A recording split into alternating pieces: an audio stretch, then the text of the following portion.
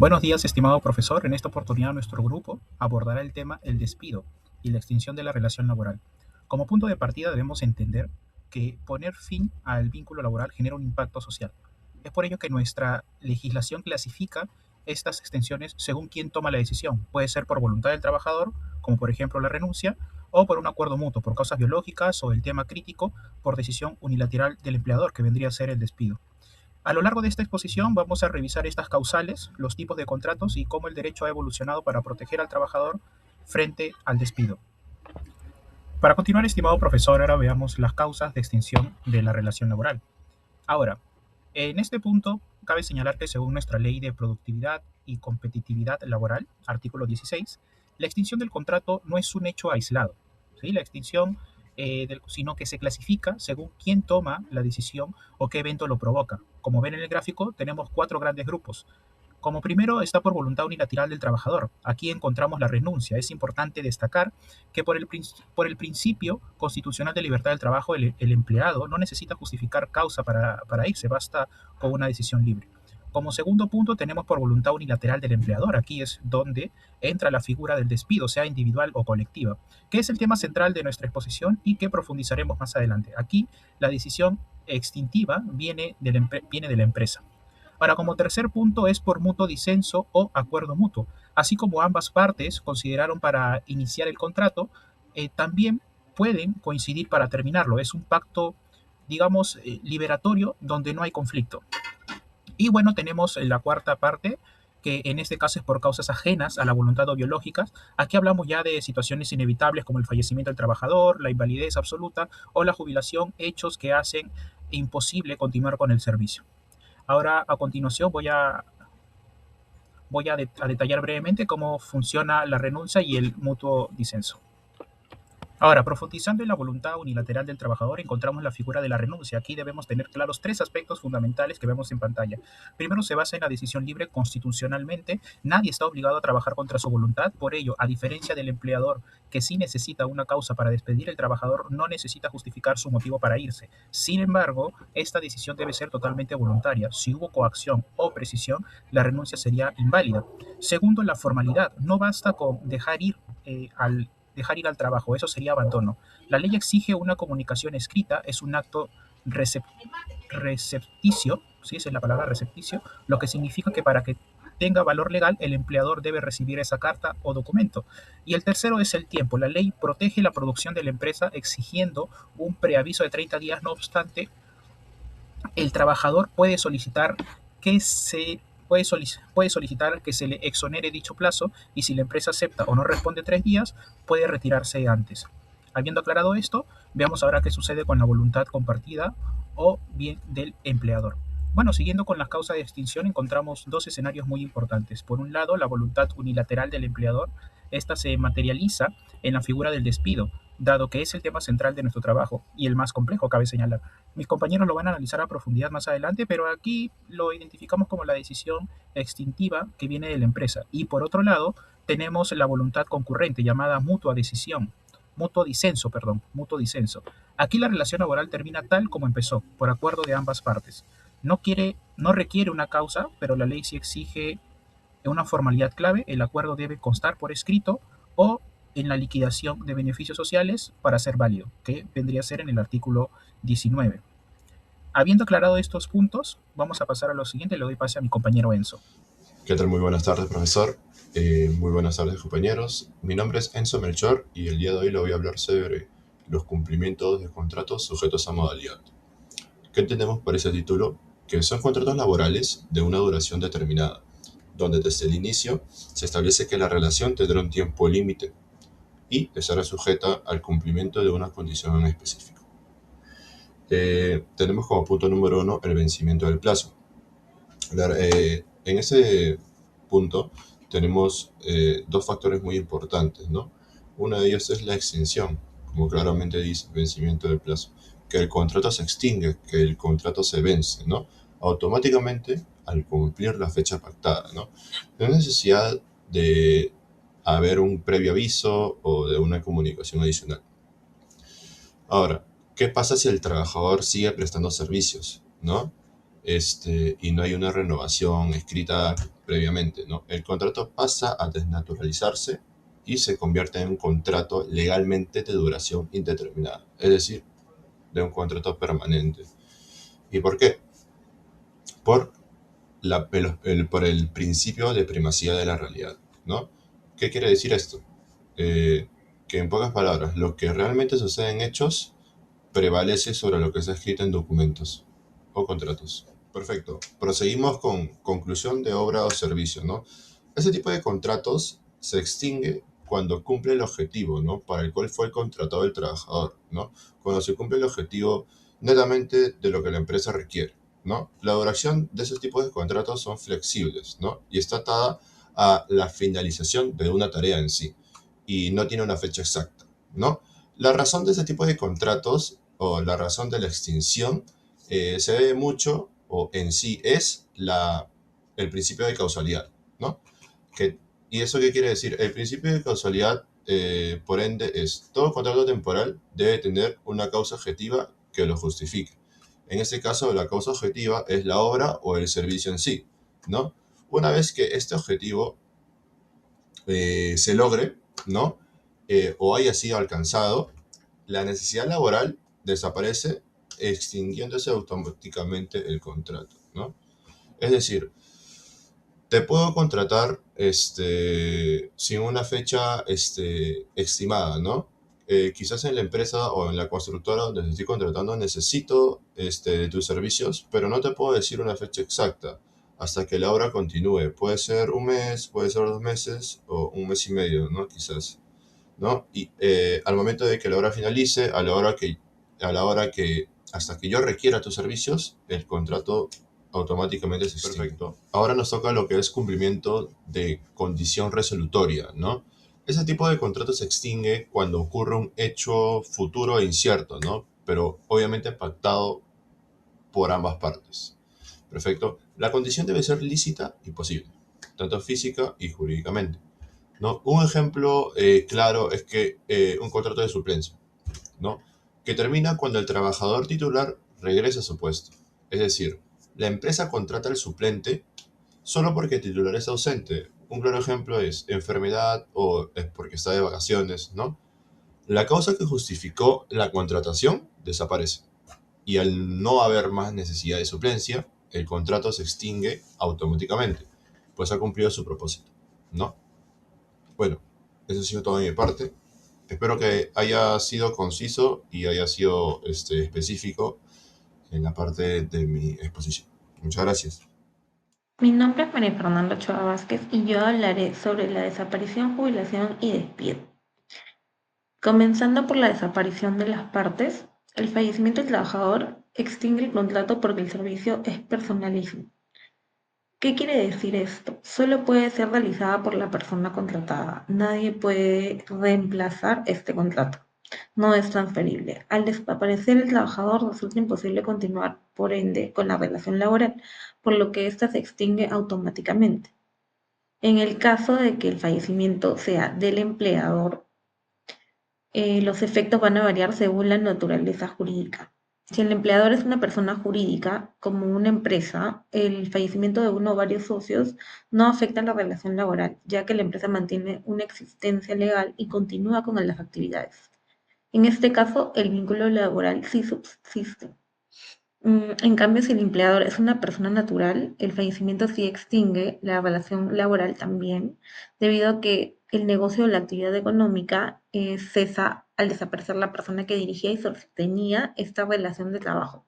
Muchas veces, cuando es una persona jurídica, la empresa como tal tiene varios socios y cuando estos fallecen, desaparecen, otra persona suele entrar al mando. Es por eso que es muy diferente cuando es una persona natural que es la única encargada del RUC de la empresa.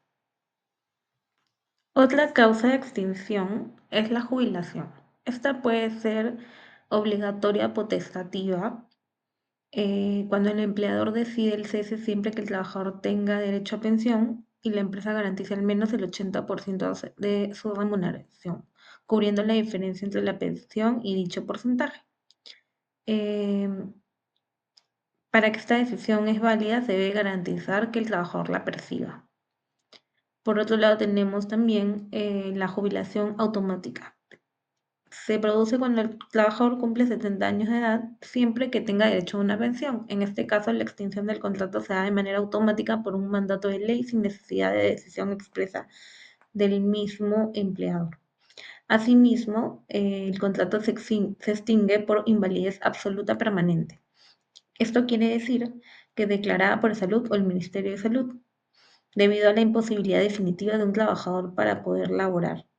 Suele suceder cuando un trabajador queda imposibilitado de manera definitiva para cualquier actividad laboral. Finalmente, se introduce el despido como una forma distinta de extinción del contrato de trabajo. El despido es el acto jurídico mediante el cual el empleador pone fin a la relación laboral. Esta extinción responde a una decisión directa del empleador y que se debe cumplir determinadas características para producir efectos jurídicos.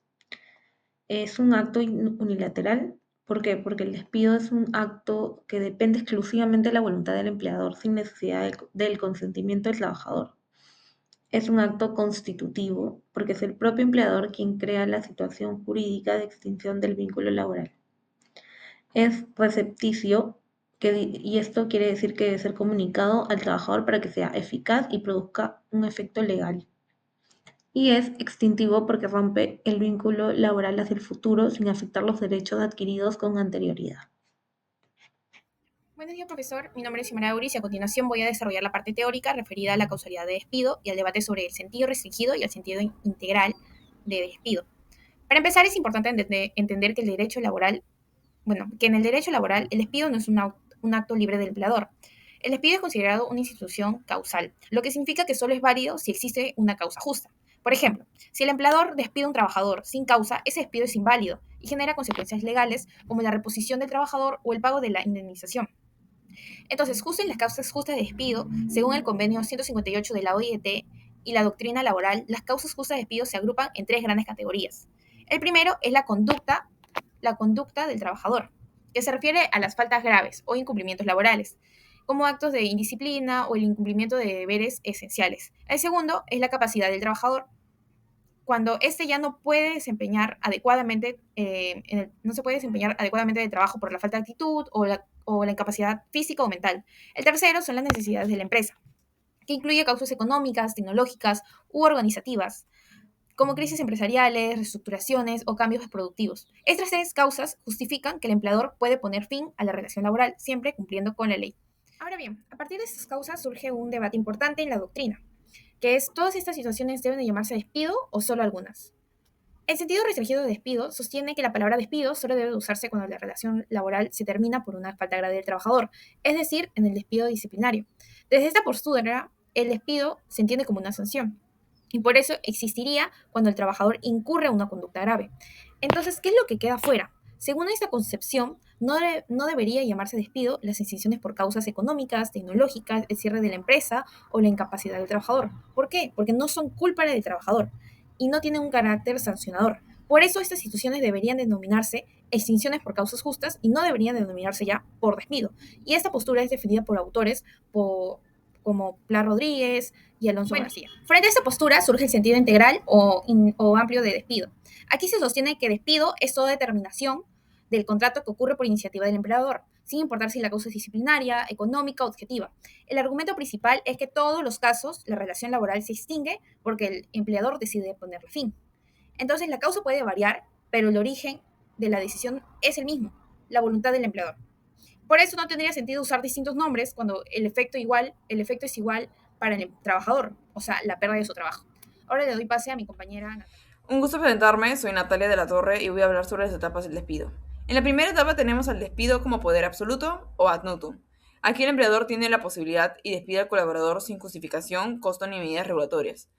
Vemos que el despido se ve como un derecho libre del empleador, es algo que él puede decidir sin comunicar o sin dar una justificación, motivo o razón de por qué se está haciendo este proceso. Aparte, tampoco se ve obligado a dar una remuneración o más bien dicho una indemnización al despido. En esta etapa todavía no existía el derecho del trabajo como rama autónoma y por ello las relaciones laborales se regulaban por los códigos civiles y también en los códigos de comercio en algunos casos. Y bueno, en este caso, ¿cómo se expresaba el derecho civil en la relación laboral? Era un acuerdo en el cual se veía toda esta relación o vínculo laboral como un arrendamiento. El trabajador en sí alquila su fuerza de trabajo y el empleador paga una remuneración para ello. Y ambas partes pueden terminar el contrato libremente, por lo cual veían el despido como algo muy obvio del contrato desde un inicio. Por ello no estaba tan regulado. Las consecuencias que puede haber en este caso por el derecho, por el despido ad nutum, es que el contrato podría resolverse o terminarse en cualquier momento, por cualquiera de ambas partes. Y tampoco había necesidad de causa, formalidades, y era muy sin procesos tan claros, y ya con el tiempo se fue regularizando con las demás etapas de despidos. El despido sí era un acto de planeamiento plenamente legítimo y no se consideraba en ese entonces así arbitrario. Entonces, el derecho civil en este caso no reconoce desigualdad entre las partes, no protege el empleo como valor social y solo protege la libertad contractual. Por ello, como se había dicho, perder el empleo no era un problema jurídico, sino era algo consecuente del contrato en sí. Como segunda etapa tenemos al despido como poder limitado. Aquí el empleador sigue teniendo más presencia en este proceso. Una presencia reconocida. Tiene derecho a despedir, pero antes de ello debe avisar e indemnizar al trabajador. Vemos que obviamente la parte de este proceso sigue estando en las manos del empleador, pero gracias a la ley 4916 se nota un cambio desde la etapa 1 hasta esta etapa, que sería en 1924, ya que gracias a esta ley se ponen más límites para regularizar poco a poco este proceso de despido, como un preaviso, indemnización o prohibiciones temporales. Vemos que el empleador debería avisar al trabajador con anticipación si iba a suceder el despido, indemnizarlo por lo sucedido, y si no daba previo aviso o despedía abruptamente, debía pagar una compensación económica. Por ello mismo también se conoce como esta etapa como despido pagado, ya que no importaba tanto si la causa o el motivo por el cual se daba, sino mientras se pague el monto económico que ya se había acordado o dependiendo del caso, se podría proseguir con el despido. Aquí vemos que el incumplimiento en sí no anulaba el despido y solo generaba derecho del trabajador a cobrar una indemnización. Y como tercera y última etapa tenemos al despido como poder excepcional. El proceso de despido puede proceder con una causa justificada. El trabajador puede reclamar y defender su postura para una reposición o indemnización. ¿A qué se refiere esta nueva etapa de despido? Es que ya no hay un derecho de despedir libremente, ya no es parte del empleador decirlo y que quede como que norma, ley. Ahora tienen que dar una razón respaldada por una ley para que se pueda proseguir con este proceso. Ahora, el convenio 158 de la OIT así establece que solo puede despedirse con una causa justificada. Esto ayuda a regular más el proceso. Y vemos que en el Perú, con el decreto de ley 1800-471 en 1970, se exige la causa que justifica para proseguir con este proceso. En 1979, con la Constitución de este mismo año, se reconocía expresamente la estabilidad laboral y en 1993 en sí ya se pasó de hablar de una estabilidad laboral a una protección contra el despido arbitrario. Entonces, en esta última etapa, en sí, el empleador solo puede despedir por causa legal y el trabajador puede impugnar el despido y pedir indemnización o reposición si es que no le parece justo lo que ha sucedido. Recapitulando todo, vemos que en la primera etapa el poder absoluto ad nutum en sí es un proceso muy básico, sin forma, sin causa, sin indemnización, y el trabajador no podía quejarse o reclamar porque era parte del contrato. En la segunda etapa vemos que es un poder limitado, es un despido pagado, y bueno, puede haber un preaviso, una indemnización, y no tenía que dar una causa en sí de por qué se estaba dando. En este caso, el colaborador podía reclamar el pago, pero tampoco cuestionar si todo lo que estaba sucediendo era justo. Y ya en esta última etapa vemos cómo poco a poco se dio regularizando todo y ya el colaborador tiene como que más estabilidad en ese tipo de procesos y más voz, se podría decir. Y bueno, en conclusiones sobre el despido, tenemos en claro que más que una ruptura o fin de una relación, es más bien una forma clave de extinción del vínculo laboral, y este mismo va a tener un impacto en el trabajador y por ello también en la sociedad.